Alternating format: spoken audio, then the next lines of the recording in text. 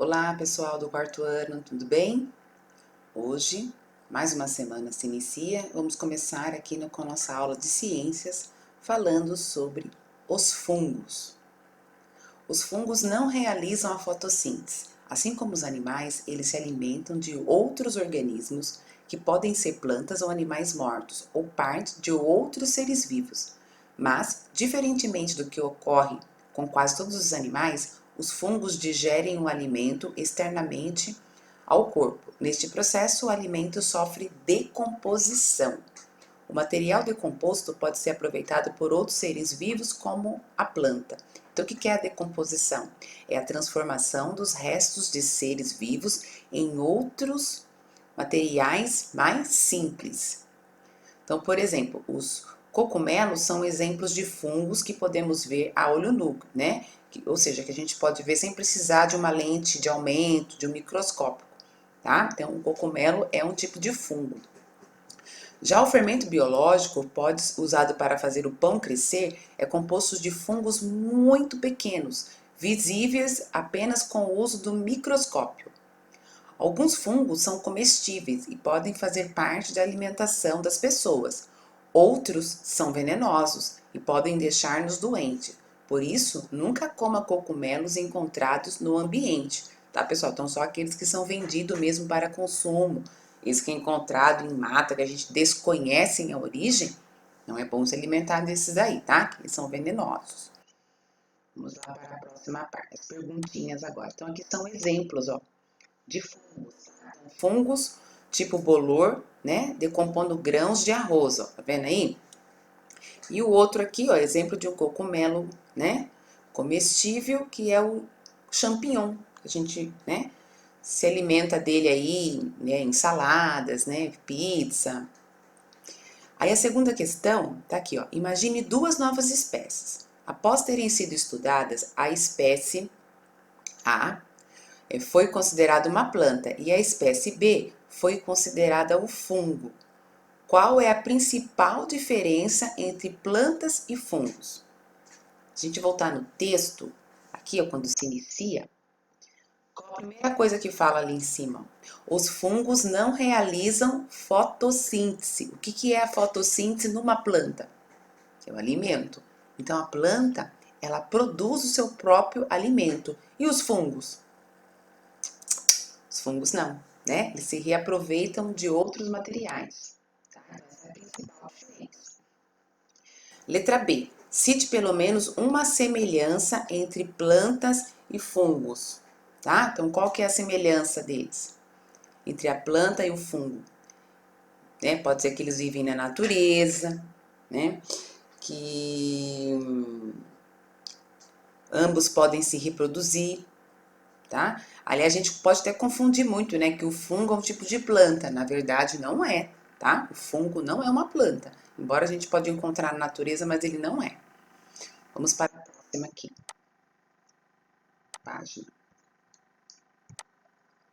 Deixa eu aumentar aqui para a gente conversar melhor. Vamos lá, então. E vem agora falar um pouquinho das bactérias. As bactérias não podem ser vistas a olho nu, novamente, tá? Então, se a gente olhar para a nossa mão nesse momento agora, ela pode estar com bactérias. E talvez a gente não enxergue essas bactérias. Por isso que é muito importante a gente estar lavando a mão sempre, tá? Não somente por conta desse vírus que está aí, mas também por conta das bactérias. Hábito de higiene sempre. Elas estão por toda parte, no ar, na água, no solo e nos seres vivos. Algumas bactérias provocam doenças como a cárie nos dentes, mas a maior parte delas é inofensiva ou benéfica aos demais seres vivos.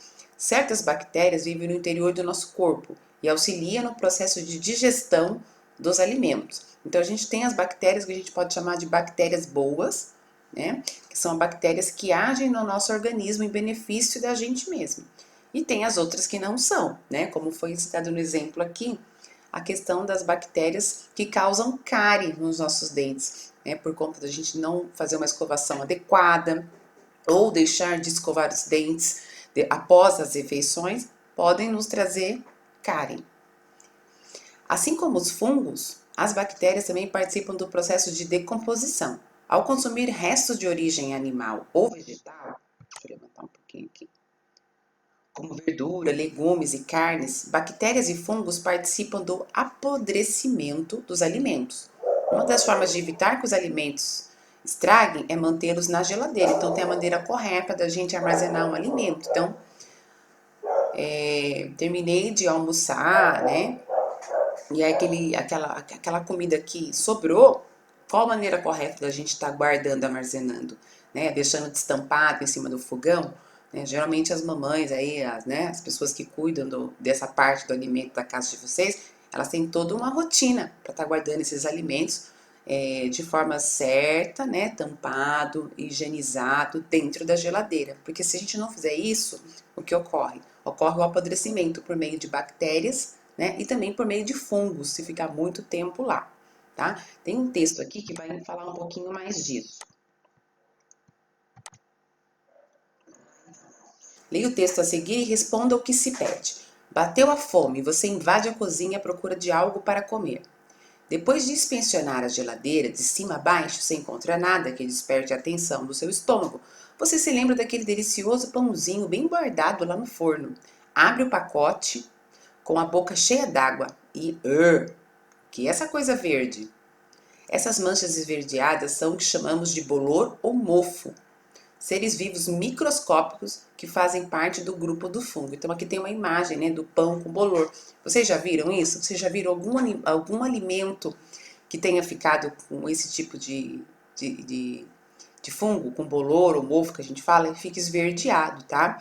É muito importante, pessoal, que vocês não consumam esse tipo de alimento, mesmo tirando a parte, eu vou tirar esse pedaço aqui que tá ruim. Não, porque ele já foi contaminado o alimento todo, tá? Não é porque pode causar, depois a gente pode ficar doente, indisposto, tá? Então não é aconselhável comer alimentos com bolor ou mofo.